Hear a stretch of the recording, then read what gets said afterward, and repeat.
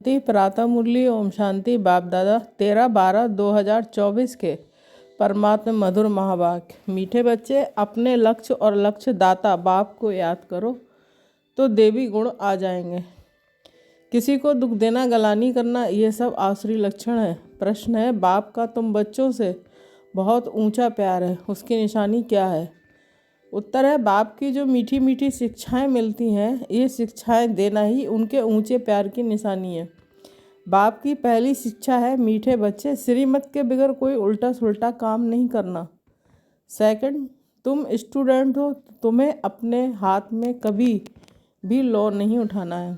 तुम अपने दुख से सदैव रतन निकालो, अपने मुख से सदैव रतन निकालो, पत्थर नहीं। ओम शांति। बाप बैठ बच्चों को समझाते हैं, अब इनको लक्ष्मी नारायण तो अच्छी रीति देखते हो। ये हैं एम ऑब्जेक्ट, अर्थात इस घराने के थे। कितना रात दिन का फ़र्क है, इसलिए घड़ी घड़ी इनको देखना है।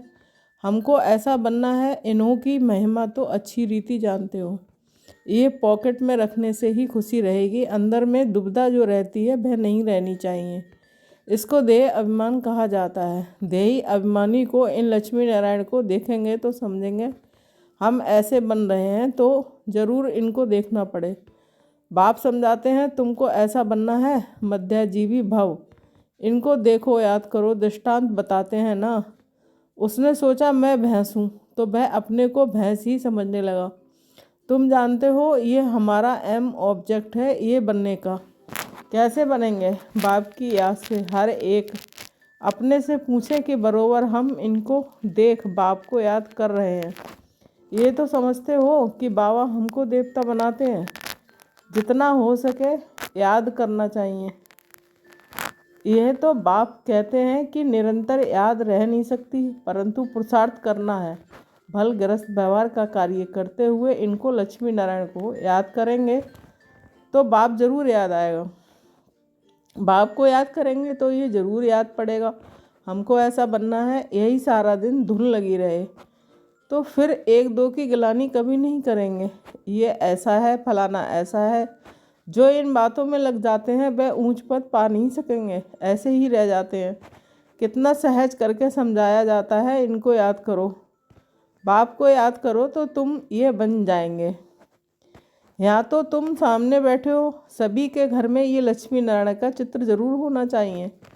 जितना एक्यूरेट चित्र है, इनको याद करेंगे तो बाबा याद आएगा। सारा दिन और बातों के बदले यही सुनाते रहो, फलाना ऐसा है, ये है, किसकी निंदा करना, इसको दुबदा कहा जाता है। तुम्हें अपनी दैवी बुद्धि बनाना है। किसको दुख देना, गलानी करना, चंचलता करना, ये स्वभाव में नहीं होना चाहिए। इसमें तो आधा कल्प रहे हो। अभी तुम बच्चों को कितनी मीठी शिक्षा मिलती है। इनसे ऊंच प्यार दूसरा कोई होता नहीं है। कोई भी उल्टा सुल्टा काम श्रीमत बगैर नहीं करना चाहिए। बाप ध्यान के लिए भी डायरेक्शन देते हैं, सिर्फ भोग लगाकर आओ।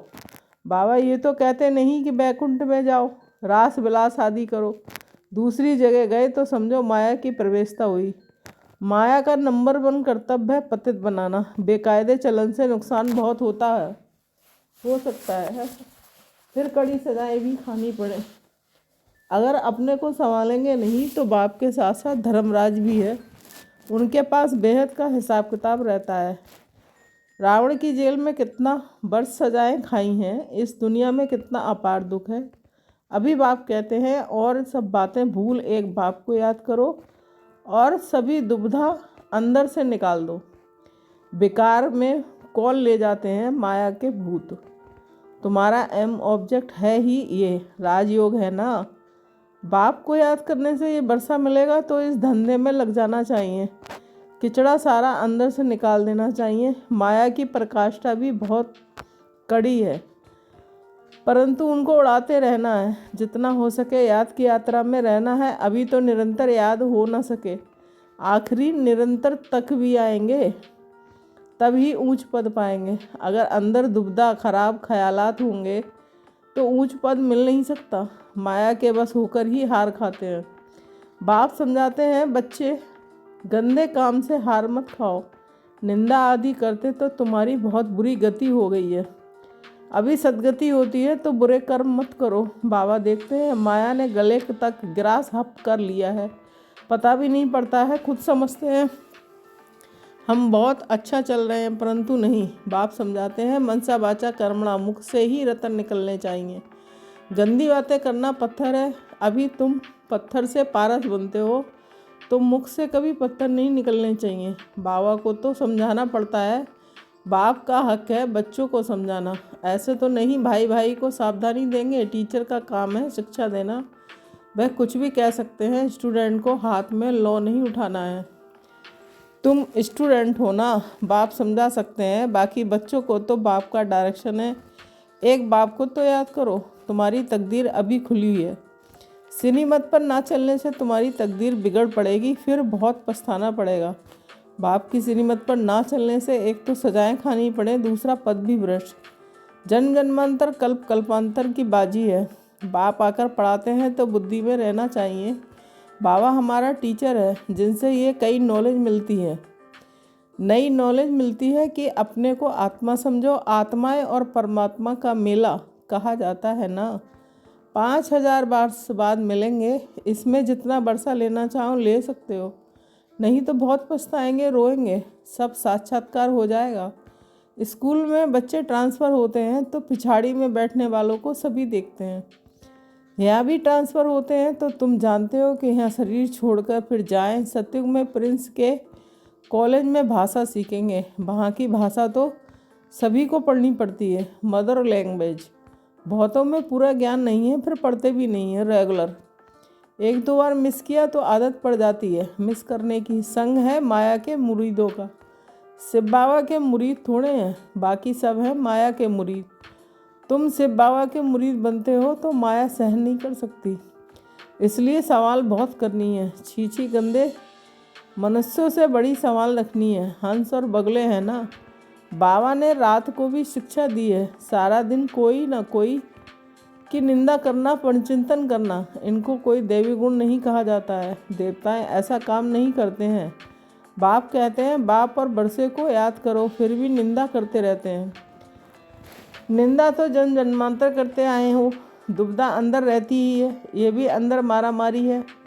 मुफ्त अपना खून करते हैं, बहुतों को घाटा डालते हैं। फलाना ऐसा है, इसमें तुम्हारा क्या जाता है। सबका सहायक एक बाप है। अभी तो शनि मत पर चलना है। मनुष्य मत तो बड़ा गंदा बना देती है, एक दो की गिलानी करते रहते हैं। गिलानी करना यह है माया का भूत, ये है ही पतित दुनिया। तुम समझते हो हम सभी पतित से पावन बन रहे हैं, तो ये बड़ी खराबियां हैं।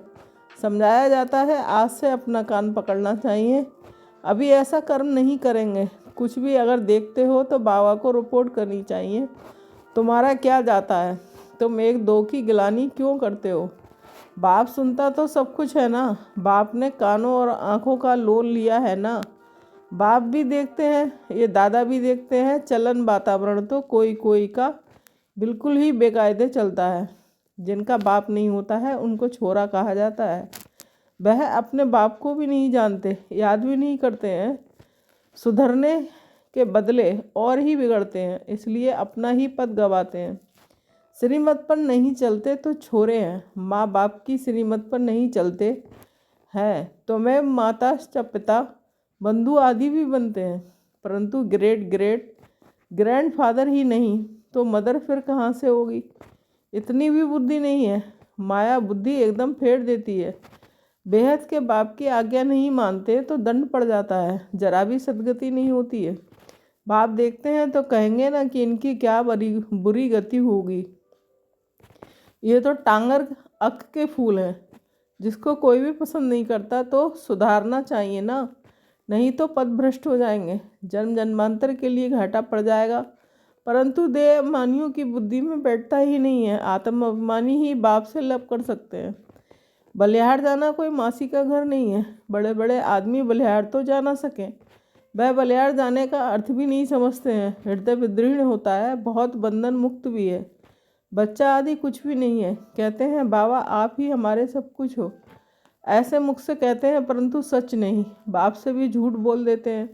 बलिहार गए तो अपना ममत्व निकाल देना चाहिए। अभी तो पिछाड़ी है, तो श्रीमत पर चलना पड़े, मिल्कियत आदि से भी ममत्व निकल जाए, बहुत है ऐसे बंधन मुक्त। शिव बाबा को अपना बनाया है, अडॉप्ट करते हैं ना। ये हमारा बाप टीचर सतगुरु है, हम उनको अपना बनाते हैं, उनकी पूरी मिल्कियत लेने। जो बच्चे बन गए वह घराने में ज़रूर आते हैं, परंतु फिर उनमें पद कितने हैं, कितने दास दासियाँ हैं, एक दो पर हुक्म चलाते हैं। दासियों में भी नंबरवार बनते हैं। रॉयल घराने में बाहर के दास दासियाँ तो नहीं आएंगे ना। जो बाप के बने हैं उनको बनना है। ऐसे ऐसे बच्चे हैं जिनमें पाई का भी अकल नहीं है। बाबा ऐसे तो कहते नहीं कि मम्मा को याद करो, बाप मेरे रथ को याद करो। बाप कहते हैं मामे कम याद करो, देह के सब बंधन छोड़ अपने को आत्मा समझो। बाप समझाते हैं कि प्रीत रखनी है तो एक से रखो, तब बेड़ा पार होगा। बाप के डायरेक्शन पर चलो। मोहजीत राजा की कथा भी है ना। पहले नंबर में है बच्चे।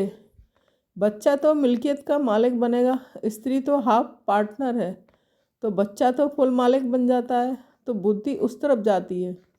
बाबा को फुल मालिक बनाएंगे तो ये सब कुछ तुमको दे देंगे। लेन देन की बात ही नहीं है, ये तो समझ की बात है। भल तुम सुनते हो, फिर दूसरे के दिन सब भूल जाता है। बुद्धि में रहेगा तो दूसरे को भी समझा सकेंगे। बाप को याद करने से तुम स्वर्ग के मालिक बनेंगे, ये तो बहुत सहज है। मुख चलाते रहो, एम ऑब्जेक्ट बताते रहो, विशाल बुद्धि तो झट समझेंगे। अंत में इस चित्र आदि ही काम आएंगे, इसमें सारा ज्ञान भरा हुआ है। लक्ष्मी नारायण और राधे कृष्ण का आपस में क्या संबंध है ये कोई नहीं जानते हैं। लक्ष्मी नारायण तो जरूर पहले प्रिंस होंगे। बेगर टू प्रिंस है ना, बेगर टू किंग नहीं कहा जाता है, प्रिंस के बाद ही किंग बनते हैं। ये तो बहुत ही सहज है, परंतु माया कोई को पकड़ लेती है। किसकी निंदा करना, गलानी करना, ये तो बहुतों की आदत है। और तो कोई काम है नहीं, बाप को कभी याद नहीं करेंगे, एक दो की गिलानी का धंधा ही करते हैं। यह है माया का पाठ। बाप का पाठ तो बिल्कुल ही सीधा है। पिछाड़ी में ये सन्यासी आदि जागेंगे, कहेंगे कि ज्ञान है तो इन बीके में है। कुमार कुमारियाँ तो पवित्र होते हैं, प्रजापिता ब्रह्मा के बच्चे हैं। हमारे में कोई ख़राब ख्याल भी नहीं आना चाहिए। बहुतों को अभी भी ख़राब ख्यालात आते हैं, फिर इसकी सज़ा भी बहुत कड़ी है। बाप समझाते तो बहुत हैं, अगर कुछ चाल तुम्हारी फिर ख़राब देखी तो यहाँ रह नहीं सकेंगे। थोड़ी सज़ा भी देनी होती है। तुम लायक नहीं हो, बाप को ठगते हो, तुम बाप को याद कर नहीं सकेंगे, अवस्था सारी गिर जाती है। अवस्था गिरना ही सज़ा है। श्रीमत पर ना चलने से अपना पद भ्रष्ट कर देते हैं। बाप के डायरेक्शन पर ना चलने से और ही भूत में प्रवेशता होती है।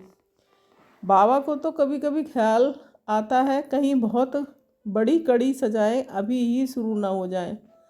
सजाएं भी बहुत गुप्त होती हैं ना, कहीं कहीं पीड़ा ना आए। बहुत गिरते हैं, सजा खाते हैं।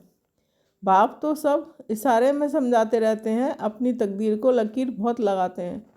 इसलिए बाप खबरदार करते रहते हैं, अभी गफलत करने का समय नहीं है। अपने को सुधारो, अंत घड़ी आने में कोई देरी नहीं है। अच्छा, मीठे मीठे शकील दे बच्चों के प्रति माता पिता बाप दादा का याद प्यार और गुड मॉर्निंग। रूहानी बाप की रूहानी बच्चों को नमस्ते। हम रूहानी बच्चों की रूहानी माता पिता बाप दादा को याद प्यार, गुड मॉर्निंग,